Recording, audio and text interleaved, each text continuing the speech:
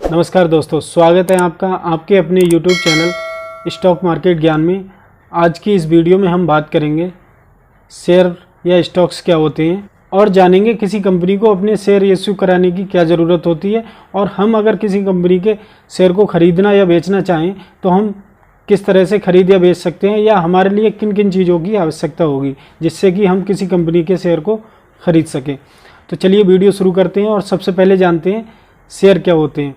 दोस्तों, शेयर का मतलब होता है किसी चीज़ का हिस्सा या कुछ भाग। इसे स्टॉक मार्केट की भाषा में समझें तो किसी कंपनी का छोटा सा भाग। इसे एक एग्जाम्पल से समझते हैं।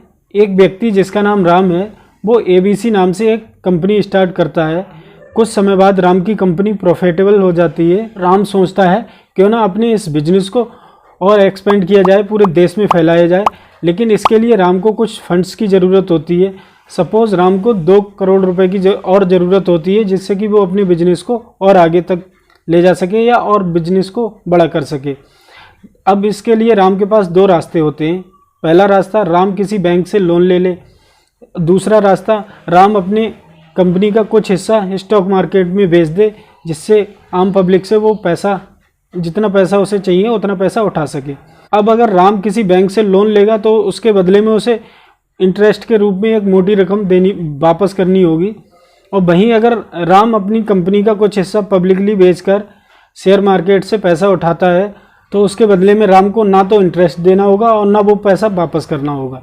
बस राम को अपने कंपनी का कुछ हिस्सा उन लोगों को देना होगा जो उसकी कंपनी के शेयर खरीदेंगे। सपोज़ राम अपनी कंपनी के 1 करोड़ छोटे छोटे हिस्से करता है जिनमें से प्रत्येक की कीमत 10 रुपये होती है।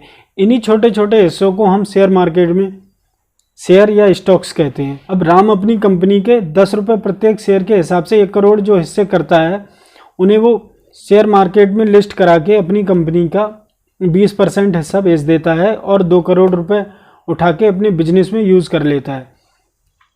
तो दोस्तों, अब आप समझ गए होंगे कि शेयर और कुछ नहीं, वो छोटे छोटे पार्ट्स होते हैं जो कंपनी अपने हिस्से को बेचकर पब्लिक से पैसा उठाती है और जिन्हें लोग शेयर मार्केट में खरीदते या बेचते हैं। अब हम अगर राम की कंपनी ABC में जितने ज़्यादा शेयर खरीदेंगे हम उतने ही ज़्यादा शेयर के उसकी कंपनी में हिस्सेदार या मालिक हो जाएंगे।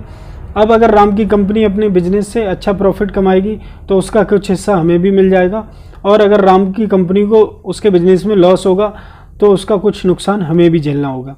तो दोस्तों, आप समझते हैं किसी कंपनी को अपने शेयर इश्यू कराने की क्या ज़रूरत होती है। दोस्तों, जैसे कि पिछले एग्जाम्पल में हमने जाना कि राम को अपने बिजनेस बड़ा करने के लिए 2 करोड़ रुपए की ज़रूरत है, तो या तो वो बैंक से लोन उठा ले या अपनी कंपनी का कुछ हिस्सा बेच दे। तो सेम ऐसा ही जब किसी बिजनेसमैन को अपनी कंपनी को या तो और आगे बढ़ाना होता है या एक्सपेंड करना होता है तब उसे जो फंड्स की ज़रूरत होती है, तब कोई बिजनेसमैन अपनी हिस्सेदारी को बेचता है या फिर उसकी कंपनी के ऊपर कोई लोन वगैरह है तो उसे चुकाने के लिए वो अपना कुछ हिस्सा पब्लिक को बेच देता है और वहाँ से जो पैसा मिलता है उसे लोन को चुकाने में यूज़ कर लेता है। ये 2 कारण ही होते हैं जब कोई कंपनी अपने शेयर पब्लिकली बेचती है या फिर स्टॉक मार्केट में लिस्ट कराती है।